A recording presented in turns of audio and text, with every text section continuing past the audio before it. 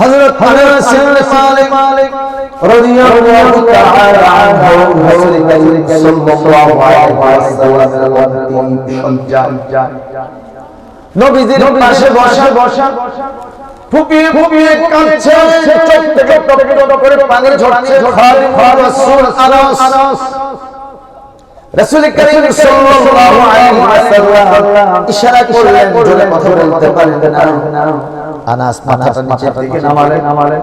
হুজুর প্রশ্ন করলেন কাঁদো কেন? বললেন ইয়া রাসূলুল্লাহ সাল্লাল্লাহু আলাইহি ওয়াসাল্লাম, মনে হয় আপনি আমাদের মাঝে আর বিশাল খন্নি দুনিয়া থেকে বিদায় নেওয়ার পর আপনার সাথে সাক্ষাৎ হবে কোথায়? রাসূল কারীম সাল্লাল্লাহু আলাইহি ওয়াসাল্লাম জানালেন হাশরের ময়দানে তোমাদের সাথে আমার সাক্ষাৎ হবে ইনশাআল্লাহ। এরপর আনাস বললেন ইয়া রাসূলুল্লাহ সাল্লাল্লাহু আলাইহি ওয়াসাল্লাম, শত সহস্র কোটি কোটি মানুষ হাশরের ময়দানে দাঁড়াবে। এত মানুষের ভিড়ের মধ্যে আমরা কেমন করে পাবো? নবী করিম সাল্লাল্লাহু আলাইহি ওয়াসাল্লাম ইরশাদ করেন, যারা আমরা বেশি বেশি দুরূদ শরীফ পাঠ করবে হাশরের ময়দানে রব্বুল আলামিন তাদেরকে আমার নিকটে পৌঁছায় দিবে। সুবহানাল্লাহ। তাহলে দুরূদ শরীফের নাম দাও। আমার বন্ধুগণ, আল্লাহ পাক বলেন قل إن الموت الذي تفرون منه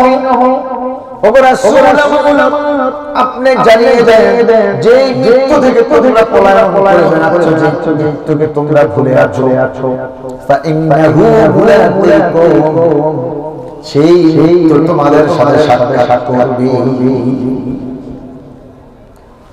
ثم تردون إلى عالم الغيب والشهادة, এরপর তোমাদেরকে তোমাদেরকে ফিরিয়ে দেওয়া হবে ওই সত্তার দিকে যিনি তোমাদের প্রকাশ্য এবং গোপন সম্পর্কে জানে। ফায়ুনাব্বিউকুম বিমা কুনতুম তা'মালুন, আর তোমরা যা কিছু করছো সব কিছু সেদিন তোমাদেরকে জানিয়ে দেওয়া হবে। আল্লাহু আকবার। মহান আল্লাহ সত্য বলেছেন। সূরাতুল জুমআহ, এই সূরাতুল জুমআর ৮ নম্বর আয়াত কারীমার সরল এবার শোনা আমরা তাফসীরের দিকে চলে যাচ্ছি। قل إن الموت الذي تفرون منه, ওগো রাসূল আমার আপনি বলুন, খেয়াল করে শুনুন, কুরআনুল কারীমের প্রায় ৩১৩ জায়গায় কোন শব্দটা রয়েছে, যে আয়াতগুলো দিয়ে শুরু, সেই আয়াতগুলোর চেষ্টা পড়া। আল্লাহ যদি চাইতেন ইন্নাল মাউতাল্লাযী তাফিরুনা মিনহু এইভাবে শুরু করতে পারতেন। রাসূলকে বললেন আপনি বলুন, আপনি সতর্ক করুন, আপনি জানিয়ে দেন, তাদেরকে সচেতন করুন। ইন্নাল মাউতাল্লাযী তাফিরুনা মিনহু, নিশ্চয়ই যারা মৃত্যু থেকে পলায়ন করে বেড়াচ্ছে ফাইন্নাহু মুলাকুকুম, মৃত্যু তাদের সাথে সাক্ষাৎ করবে। ফাইন্নাহু মুলাকুকুম, অবশ্যই সেই মৃত্যু তোমাদের সাথে সাক্ষাৎ করবে।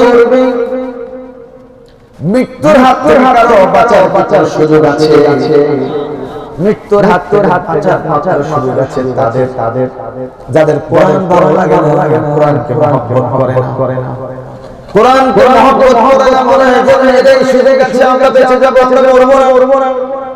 আর যত সব কোরআন আমাদেরকে পাবে আমরা মরবো, এই জন্য কোরআন নিয়ে আমরা বসছি, কোরআন নিয়ে আমল করার চেষ্টা করছি। মানুষের অন্তর রাজনীতির মতো শক্ত হয়ে গেছে, অন্তর এখন আর ঘামায় না।